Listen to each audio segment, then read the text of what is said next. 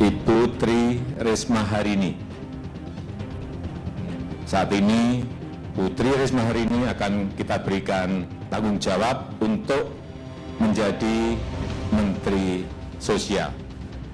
Saya tidak akan ke sini kalau nggak menyelesaikan masalah. Saya sampaikan tadi ke Pak Rahmat, saya sudah sampaikan Pak Presiden, kalau saya tidak mampu, saya akan mundur. Menteri Sosial Tri Risma Harini jadi salah satu Menteri Jokowi yang cukup sering membuat perhatian publik tercuri. Tegas, blak-blakan, tak segan jika harus marah-marah di depan publik. Tapi gayanya ini kerap memicu kontroversi. Tidak hanya dari oposisi, juga koalisi. Bahkan di tengah menghangatnya isu reshuffle, diantaranya meminta Presiden Jokowi untuk menegur sang menteri. Namun, apa iya Risma masuk radar rombakan kabinet Presiden Jokowi? Kami ulas untuk Anda bersama saya, Friska Clarissa.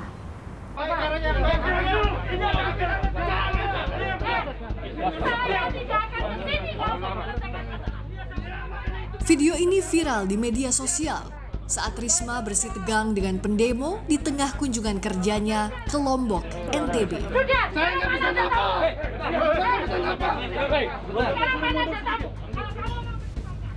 Pengunjuk rasa memprotes dugaan keterlibatan pejabat desa sebagai pemasok penyaluran bansos. Emosi Risma tersulut karena pendemo meneriakinya tanpa berbekal data. Tak lama, salah seorang pendemo itu meminta maaf kepada Risma.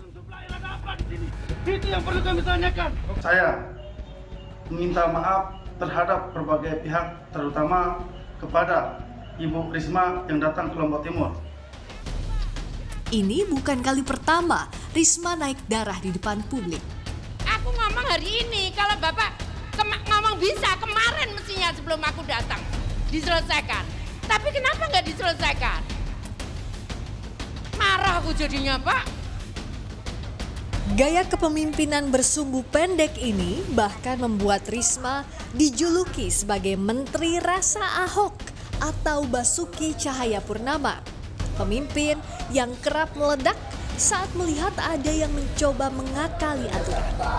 Kalau harga pasaran semua barang harga 800. Di tengah kembali menghangatnya isu reshuffle, kritik datang tidak hanya dari partai oposisi, tapi juga koalisi. PKS misalnya yang meminta Jokowi menegur Risma. Ada juga PKB yang meminta Risma menahan diri meluapkan emosi di muka umum. Dari sudut pandang Risma, yang penting tugasnya sebagai Mensos dijalankan dengan baik. Ia bahkan menyebut siap mundur dari kursi menteri kalau tidak mampu.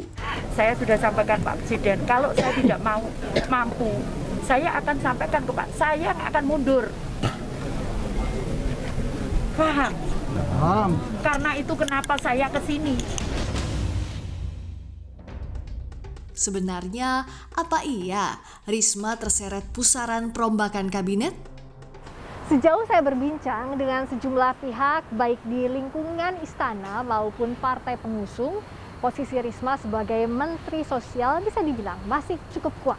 Ada sejumlah faktor. Di antaranya, yang pertama, kalau dari sisi istana, Presiden hingga saat ini masih terus menunjuk Risma secara langsung untuk menuntaskan sejumlah target utama. Misalnya saja penyaluran bantuan sosial dalam rangka pemulihan ekonomi nasional. Yang kedua, kalau dari sisi partai, di PDI Perjuangan bisa dibilang Risma ini sebagai kader andalannya. Kesan marah-marah dianggap sebagai gaya bawaannya Risma. Ya, dimaklumi. Nah, kalau kita ingat juga saat dulu Risma ditunjuk sebagai menteri, bahkan partai ini harus membujuk Risma untuk mau kalau Jokowi menugaskannya sebagai menteri sosial. Yang ketiga, kita lihat kinerjanya melalui data berikut ini. Hingga 17 Oktober 2021, dari 107 triliun rupiah lebih pagu bantuan sosial dalam pemulihan ekonomi nasional sebanyak 68,7 triliun lebih atau 63,86% telah terrealisasi. Antara lain, realisasi program Keluarga Harapan sebanyak 73,42% dan 59,96% realisasi anggaran kartu sembako atau bantuan pangan non-tunai reguler. Ada sejumlah pekerjaan rumah yang harus tuntas dipenuhi Risma sebagai Menteri Sosial, terutama terkait penanganan pandemi.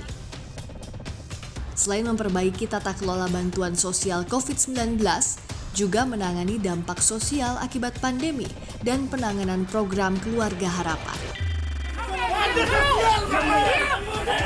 Nah, soal gaya Risma yang suka naik darah, ada juga komentar nyeleneh dari putranya yang juga Ketua Karang Taruna Surabaya, Fuad Benardi. Lewat akun Instagramnya @fuadbenardi, ia menyebut Mensos marah-marah memang dasarnya tukang marah ya seperti itu. Di rumah juga seperti itu, ndak usah kaget. Beda-beda cara orang bekerja, wajar kalau ada pro dan kontra. Kalau dalam konteks menteri, standar penilaian biasanya tak terlepas dari pemenuhan target kinerja. Walau banyak spekulasi, tetap haknya kepala pemerintahan untuk mengevaluasi bertahan atau tidaknya para pembantu presiden di jajaran kabinet, termasuk Risma, sang menteri rasa Ahok. Rizka Clarissa, Januar Ruslim, Kompas TV, Jakarta.